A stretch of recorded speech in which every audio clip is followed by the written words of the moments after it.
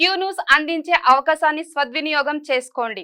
సమస్య ఎక్కడున్నా నేనున్నానంటూ ధైర్యంగా ప్రశ్నిస్తూ రాజకీయాల పట్ల అవగాహన కలిగిన అనుభవం గల రంగారెడ్డి హైదరాబాద్ రిపోర్టర్లు కావాలను సంప్రదించవలసిన నెంబర్లు 8688926084.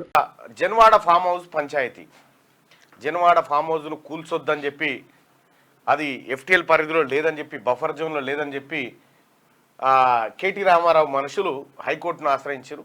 హైకోర్టు చల్ ఇదంతా నడవది నీవు కూల్చొద్దంతకు ఎందుకు మీరు జీవో ప్రకారం మీ పని మీరు చేయిపోరని హైడ్రాక్ పర్మిషన్ ఇచ్చేసింది హైకోర్టు.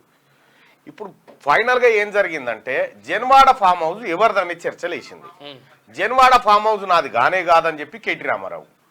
అయితే గతంలో బాలకసుమని ఏం చెప్పిండు, జన్వాడ ఫామ్ హౌస్ రామన్నదే, రామన్ననే వస్తూ ఉంటాడు అక్కడికి, మేమంతా మీటింగులు పెట్టుకుంటాం, అన్న ఫ్యామిలీతో కూడా వస్తాడని చెప్పి గతంలో చెప్పిండు రామన్న. అసలు ఈ జన్వాడ ఫామ్ హౌస్ ఎక్కడి నుంచి వచ్చింది? జన్వాడ ఫామ్ హౌస్ సత్యం రామలింగరాజుకు సంబంధించినటువంటి కొడుకుకు సంబంధించిన భూములలో వెలిసినటువంటి ఫామ్ హౌస్. వాళ్ళ భూములు చాలా క్లియర్ చేసిండు కేటీ రామారావు. తద్వారా వేల కోట్ల రూపాయలు కొలగొట్టి రొచ్చిపోయింది. ఇక ఆ ముక్క ఫామ్ హౌస్ ఉంచుకున్నారు. అదో 25 ఎకరాలు ఉండేటట్టుంది.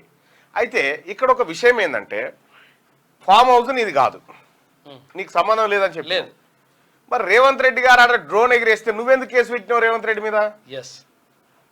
రేవంత్ రెడ్డి గారిని ఎందుకు జైలుకు పంపినప్పుడు మరి నీది కాదన్నప్పుడు?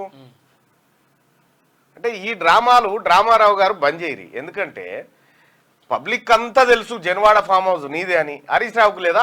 అజీజ్ నగర్ కాడ ఫామ్ హౌస్ లేదా? గుర్రాలు ఉన్నాయి ఇంకా అందులో, గుర్రాలు టాంగలు ఒక్కటే దాని కథ. స్విమ్మింగ్ పూల్, మళ్ళీ ఎఫ్టీఎల్ చెరువు భూమిని అద్దెకరం కబ్జా లోపలికి నూకేసుకుండు హరీష్ రావు గారు.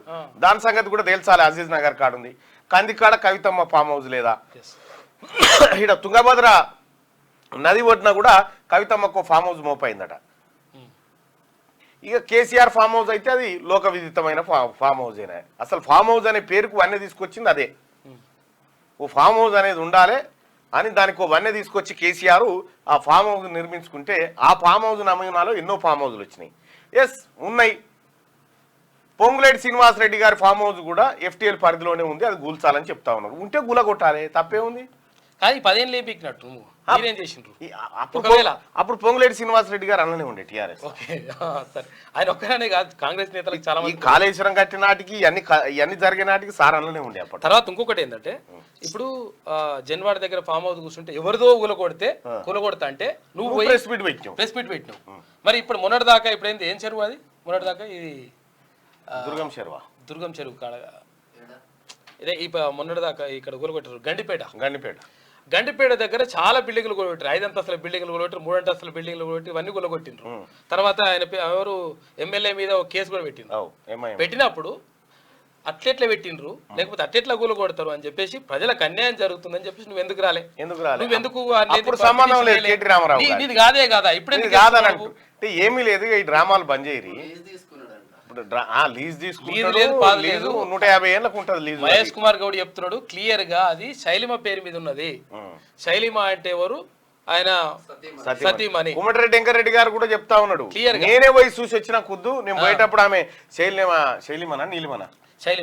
ఆడ పని చేయిస్తా ఉంది, ఆ పని వాళ్ళని పెట్టి అని చెప్తా ఉన్నాడు. మరి ఆయన ఎందుకు పోయిండో, రామారావు వాళ్ళ సతీమణి శైలిమ అంటే వెంకరెడ్డి గారు ఎందుకు పోయిండో తెలియదు. కానీ విషయం ఏంటంటే మొత్తానికి కేటీ రామారావుదే ఆ ఫామ్ హౌస్. అది ఖచ్చితంగా నిబంధనలను అతిక్రమించి కట్టినటువంటి ఫామ్ హౌస్ కాబట్టి దాన్ని కూలగొట్టాలనేది హైడ్రా అధికారుల నిర్ణయం. దానికి కూల్చొద్దని చెప్పి హైకోర్టుకు పోయి హైకోర్టులో ఏదో ఆర్డర్ పట్టుకొస్తాను కూర్తే హైకోర్టు మొట్టికాయలు ఇస్తే తోలిచ్చింది. ఇక ఫామ్ హౌస్ ముచ్చట మళ్ళా అందులో వస్తుందో రాదు. నమస్తే తెలంగాణలో ఉన్నదా? వేసింది ఇప్పుడు ఆమె కూడా రాసుకొస్తుంది. కాదు ఫామ్ హౌస్ రాసింది ఉల్టా రాసింది అనమాట.